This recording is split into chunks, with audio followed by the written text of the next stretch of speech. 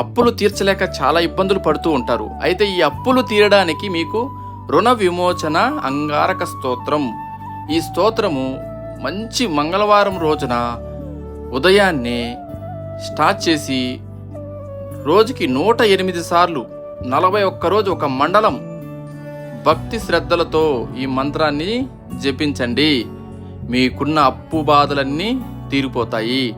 అంగారకుడు అంటే ఎవరు? తెలుగులో కుజుడు అంటారు. అంటే మనము కుజునికి ఈ మంత్రాన్ని జపిస్తున్నామన్నమాట.